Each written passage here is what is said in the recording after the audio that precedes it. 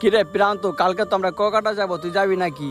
তুই ভালো একটা কথা কইছস। যাবি যাবি যাবি। হ্যাঁ বন্ধু, তাইলে কবে যাবি? একটা দিন তারিখ ঠিক করে ফেলা, তারপরে আমরা সবাই মিলে যাই।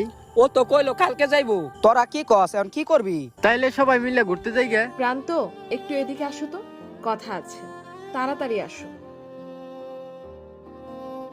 আচ্ছা শোনো, কিরে না হাইতে আছেন, ইদার এন দেখতেছি প্রান্ত আমাকে কোনো সময় দিতেছে না।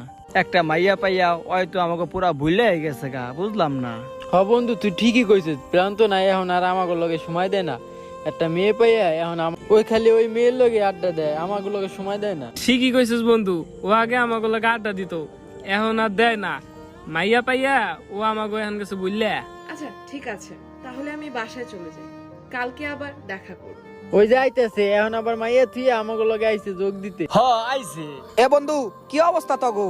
এ বন্ধু চাপ, তোরা চাপ। চাপু মানে তুই কে? তুই কই থেকে আইছিস? তুই কে? তোরা তো আমরা চিনি না, তোরা জায়গা দিব মানি। যাও যাও যাও, ওই যে মাইয়া আইছে, তোমার গার্লফ্রেন্ড আইছে, যাও দেখা করে। যাও যাও যাও, খারাপ রয়েছে গা, ওই যে তোমার গার্লফ্রেন্ড।